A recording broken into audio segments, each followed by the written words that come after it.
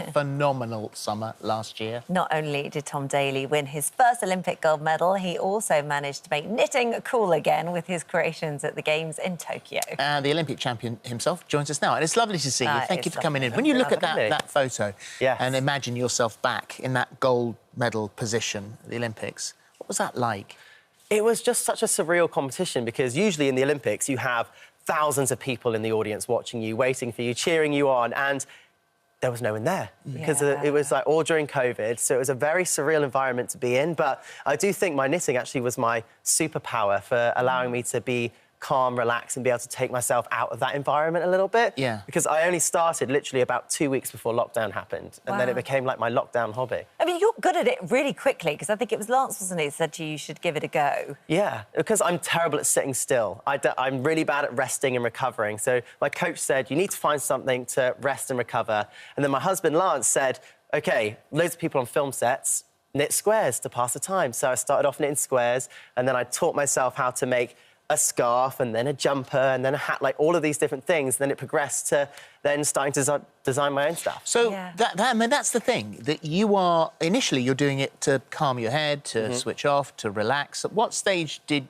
you think, hold on a second, this has got much more attention than I thought it was going to get? Yeah, I mean, the photos during the Olympics when I was knitting, it kind of made me realise that there was such a big community of knitters, crocheters, crafters in general, and it's such a lovely community, and that was kind of part of the reason why I started Made with Love, to be able to help people learn to knit, learn to crochet, be able to make their own things, and, you know, be able to do things that's slow fashion, to start from nothing and start from a kit where you have yarn, you have needles, and you have the pattern and instructions to make it. And it's very rewarding when you can make it yourself. So rewarding if you can do it. I mean, but I was just saying to you the break, because I really like the idea of it, but learning and being able to is one thing. But there's online, I mean, you sort of talk everyone through it. Yeah, so on my website, bytomdaily.com, there's the kits there, and there's also loads of video tutorials of how to knit, how to crochet, but there's also macrame on there too. So, yeah, it's a good way to relax, unwind and de-stress. And you've got a collection, haven't you? There is the collection. What's in the collection? So Summer of Love is basically a collection where it's... I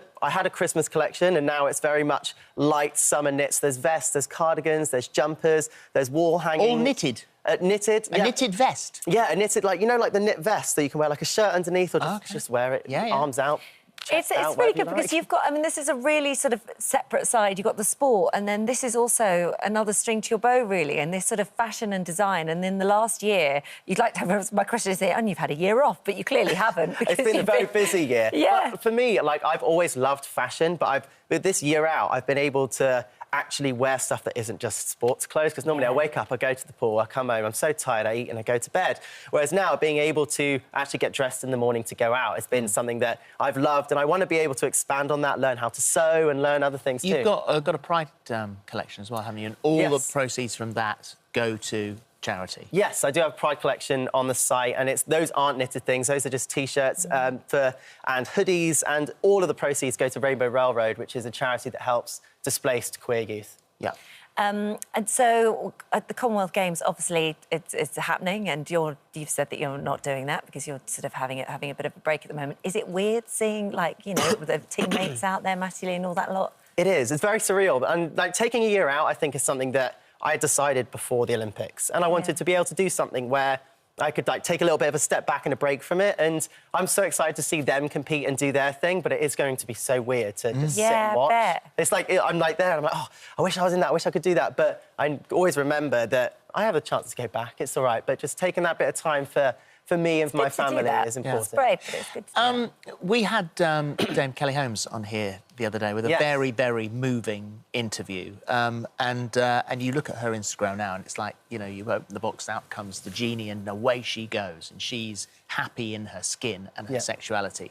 But what she was saying was how awful it was for her when she was successful in sport at big events, winning medals, and it was all she could think of. She was crushed by that. I can only imagine, and it's one of those things. I'm so happy for Dame Kelly Holmes. Like, you know, she's one of my heroes. Like, growing up, and like to see her come out and flourish now. Like, I just really wish that she would have been able to do that when she was competing. And I think more now, like, the younger athletes coming up are going to be able to be themselves. And I think it's just important to have that visibility out there, to know that sport is a space for everyone, and I think that's the most important. Well, you hope that things are sort of progressing and taking a step forward, but for you, you see, I mean, the FINA, the World Swimming Governing Body, have recently voted to stop transgender athletes from competing in women's races, and you see that as actually a step back.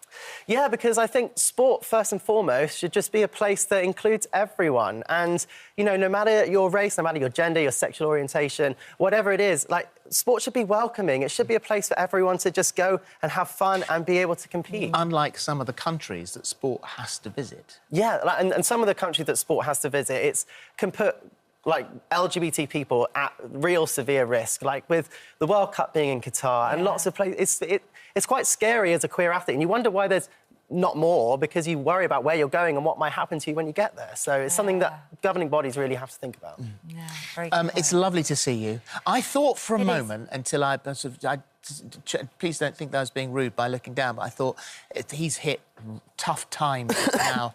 He's obviously, the soles are coming off his shoes. And so he's holding them on with elastic bands. That's a really cool shoe. It says, "You deserve love and love will find you." There you go. What a lovely that. sentiment. I agree with that. Goodness, I'm so happy that you're not holding your shoes together. Thank you. Thank you.